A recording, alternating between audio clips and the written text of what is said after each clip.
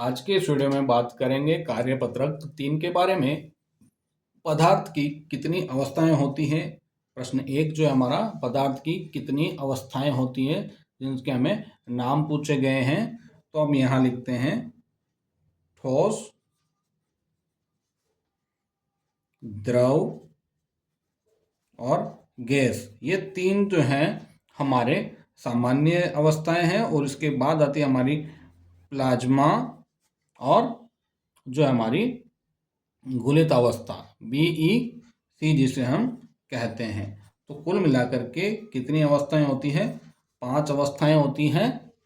और प्रश्न संख्या 2 हमारा कहता है ठोस अवस्था की कोई 3 विशेषताएं लिखिए। ठोस अवस्था की कोई 3 विशेषताएं हमें यहाँ पर लिखनी है। और चले शुरू करते हैं। ठोस अवस्था की कोई 3 विशेषताओं में तो सबसे पहला हमारा क्या होता है कि ठोस जो होते हैं उनमें निश्चित हमारा क्या रहता है, यहाँ पर आकार रहता है और यहाँ पर निश्चित ही उनका आयतन रहता है। आकार और आयतन जो हैं वो यहाँ पर दोनों ही निश्चित रहते हैं। और कणों के मध्य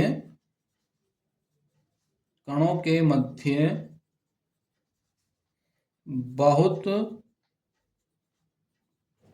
कम रिक्त स्थान होता है और आकर्षण बल जो होता है वो सबसे अधिक होता है।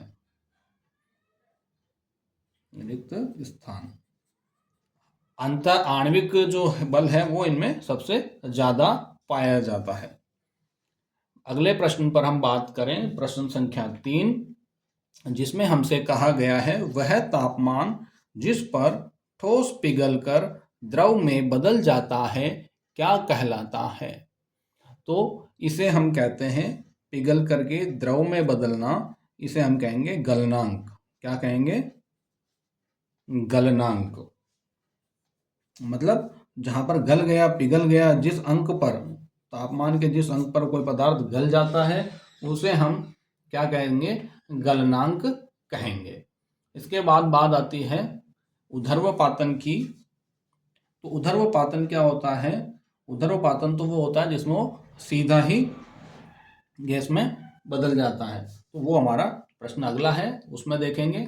अभी हम बात करते हैं कि वायुमंडलीय दाब पर वह तापमान जिस पर द्रव उबलने लगता है। देखो पहले ठोस में क्या हुआ, ठोस पिघल के द्रव में बदला तो गलन हुआ, तो गलनांक हो गया। अब द्रव उबलने लगता है तो उसे हम कहते हैं क्वथनांक। क्या कहा जाएगा? क्वथनांक। ठीक है। अब कभी कभी क्या होता है कि कुछ पदार्थ ऐसे होते हैं जो गर्म करने पर द्रव अवस्था में ना आकर के सीधे ठोस अवस्था में आ जाते हैं, तो ऐसी क्रिया को हम ऊर्ध्वपातन कहते हैं। अगला प्रश्न जो हमारा, ये उसी का उत्तर मैं आपको समझा रहा हूं। ऊर्ध्वपातन क्या होता है कि ठोस बिना द्रव अवस्था में आए गर्म करने पर गैस अवस्था में आ जाता है, उसे हम क्या कहेंगे? ऊर्ध्वपातन कहेंगे। ठीक है, आगे चलते हैं।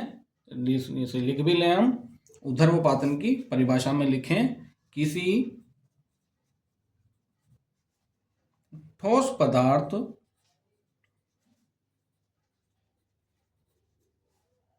को गर्म करने पर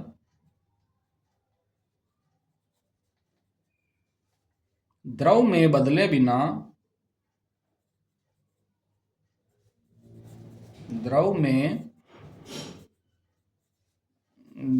बिना सीधे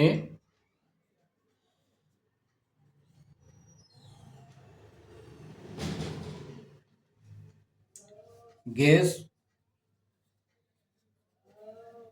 में तथा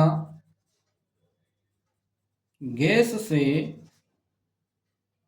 बिना द्रव में बदले सीधे ठोस में बदलना ऊर्ध्वपातन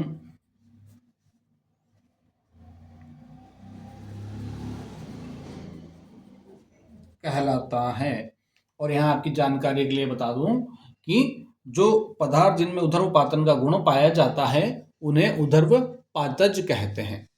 चलते हैं अगले प्रश्न पर। शुष्क बर्फ का सूत्र लिखिए। तो शुष्क बर्फ होती है ठोस कार्बन डाइऑक्साइड, ठोस कार्बन डाइऑक्साइड जिसको हम कहते हैं CO2।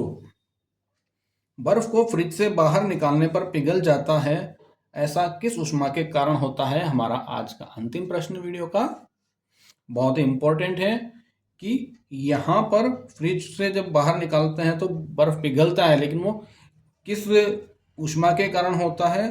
तो हम कहेंगे संगलन की गुप्त ऊष्मा के कारण। कौन सी ऊष्मा? संगलन की गुप्त ऊष्मा के कारण ऐसा होता है। ठीक है, थैंक्स फॉर वॉचिंग। मिलते हैं नेक्स्ट वीडियो में।